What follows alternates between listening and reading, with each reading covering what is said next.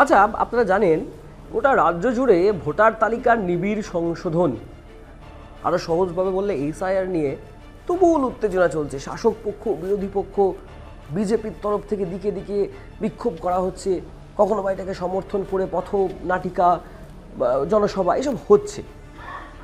কিন্তু যে কারণে এগুলি করছেন বিজেপির নেতৃত্ব বা বিজেপির কর্মীরা, সেই কারণটা যদি বাস্তবায়িত করতে হয়, যদি ময়দানে লড়াই করতে হয় এসআইআর নিয়ে, তাহলে তো খোদ ভবানীপুর বিধানসভাতে তাদেরকে লড়তে হবে। দেখুন কাণ্ড, মুখ্যমন্ত্রীর বাড়ি যে এলাকায়, যে ভবানীপুরে, সেই বিধানসভা কেন্দ্র ভবানীপুর। উল্লেখযোগ্য বিষয়, মুখ্যমন্ত্রী নিজের বিধানসভা কেন্দ্র ভবানীপুর, সেখানে বিজেপি কর্মীদের দেখা যাচ্ছে না। মানে এসআইআর নিয়ে যে এরকম জেলায় জেলায় বিজেপি কর্মীরা তৎপর রয়েছেন, পথে নেমে আন্দোলন করছেন, ভবানীপুরে তাদের দেখা মিলছে না। অন্তত সমীক্ষা সেটাই বলছে। এই গল্পই আপনাদেরকে বলবো, কেন নেই তারা, কেন তারা এখানে ইনভলভড হচ্ছেন না বা অ্যাক্টিভলি কাজ করছেন না। তাহলে কি কোথাও গিয়ে তারা পিছিয়ে যাচ্ছেন মুখ্যমন্ত্রী মমতা বন্দ্যোপাধ্যায়ের বিধানসভা ক্ষেত্র ভবানীপুরে? বিশ্লেষণ করব আমরা। যেটা জানা যাচ্ছে যে এই যে এসআইআর প্রক্রিয়া চলছে, তাতে ভবানীপুরে সক্রিয় অংশগ্রহণ বিজেপি কর্মীদের দেখা যাচ্ছে না। এমনটা অভিযোগ করছেন কারা? যারা নিচু তলার বিজেপি কর্মী, অর্থাৎ গ্রাসরুট লেভেলের বিজেপি ওয়ার্কার্স যারা, তারা বলছেন শীর্ষ নেতৃত্ব কোনো নজর দিচ্ছেন না, একটা গাছাড়া ভাব, দায়সারা ভাব চলছে। কোথায়? খোদ ভবানীপুর বিধানসভা কেন্দ্রে। আরও প্রশ্ন উঠছে যে যেখানে পশ্চিমবঙ্গের বিরোধী দলনেতা অর্থাৎ শুভেন্দু অধিকারী, যার মুখে সবসময় মমতা বন্দ্যোপাধ্যায়কে হারিয়ে দেব, মমতা বন্দ্যোপাধ্যায়কে এখানে হারাবো সেখানে হারাবো, সেখানে ভবানীপুর বিধানসভার বিজেপি নেতাকর্মীরা এসআইআর নিয়ে এতটা উদাসীন কেন বলুন তো? প্রশ্নের উত্তর কিন্তু আমাদের কাছে নেই, কিন্তু আমরা একটা আলোচনা তো করতে পারি। যেটা জানা যাচ্ছে, কলকাতা পুরসভার 8টি ওয়ার্ড, সেটি নিয়ে তৈরি হয়েছে ভবানীপুর বিধানসভা কেন্দ্র। 63, 70 ও 72 নম্বর ওয়ার্ড নিয়ে বিজেপির ভবানীপুর বিধানসভার যে মণ্ডল, সেই মণ্ডল 1, 71, 73 ও 82 নম্বর ওয়ার্ড নিয়ে মণ্ডল 2, 74 ও 77 নম্বর ওয়ার্ড নিয়ে ভবানীপুর মণ্ডল 3।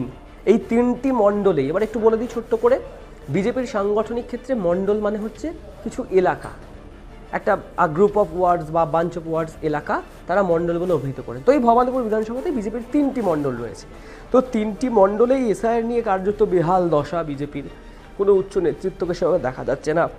এবং সবচেয়ে খারাপ অবস্থা ভবানীপুরের মুখ্যমন্ত্রীর বাড়ি যেখানে, সেই এলাকায়, অর্থাৎ মণ্ডল 2-এর।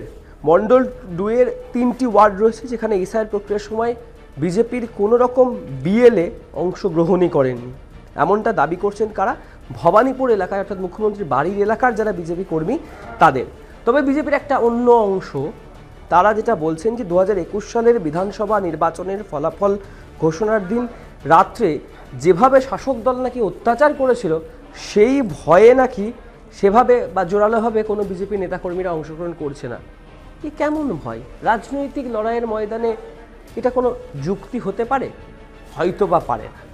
তৃতীয়ত হচ্ছে প্রশ্ন যেগুলো উঠছে যে কেন ভবানীপুরে নেতাকর্মীরা অংশগ্রহণ করছেন না, এমন প্রশ্নের জবাব যখন জানতে চাওয়া হচ্ছে, তখন বিজেপির একটা নেতৃত্বের বক্তব্য, তারা মুখ খুলতে নারাজ, কারণ হিসেবে কিছুই বলছেন না। আবার কিছুজনকে জিজ্ঞাসা করা হলে যারা বলছেন যে 4ই নভেম্বর থেকে রাজ্যে এসআইআর প্রক্রিয়ার সূচনা হয়, সেদিন নাকি এই ভবানীপুর মণ্ডলের যারা দায়িত্বে বা উচ্চপদস্থ বিজেপি নেতৃত্ব, তারা নাকি শহরের বাইরেই ছিলেন। কিন্তু আর একটা অংশের বিজেপির যারা নেতৃত্ব রয়েছেন, তারা বলছেন যে এসআইআর প্রক্রিয়ায় যে ভবানীপুরে অংশগ্রহণ করছে না বিজেপি, এটা সত্যি কথা নয়। কি যুক্তি দিচ্ছেন তারা? তারা যুক্তি দিচ্ছেন যে ভোটারদের সাহায্যের জন্য ইতিমধ্যেই হেল্পলাইন নম্বর চালু করেছে, যার মাধ্যমে ভবানীপুরের ভোটাররা নিজেদের সমস্যার কথা নাকি হেল্পলাইনে জানাচ্ছেন। একই সঙ্গে তিনি আরও বলছেন, বা তাদের একটা বক্তব্য সেই নেতৃত্বের, যে বিজেপি নেতাকর্মীদের সঙ্গে সরাসরি যোগাযোগ করলে নাকি শাসক দলের রোষানলে পড়তে হবে সেই সমস্ত ভোটারদের। এ কেমন যুক্তি? বোঝার উপায় নেই।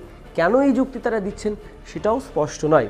তবে একটা বিষয় স্পষ্ট হচ্ছে যে কোথাও না কোথাও গিয়ে যে ভবানীপুরে বিজেপির 3টে মণ্ডল রয়েছে, মণ্ডল 1, মণ্ডল 2 এবং মণ্ডল 3, 8টি ওয়ার্ড নিয়ে ভবানীপুর বিধানসভা, খোদ মুখ্যমন্ত্রী বিধানসভা ক্ষেত্র, সেখানে কার্যত দলের কর্মী সংখ্যায় কমে যাওয়া হোক কিংবা অন্য কোনো অদৃশ্য কারণে বিজেপির লোকজনকে কিন্তু দেখা যাচ্ছে না।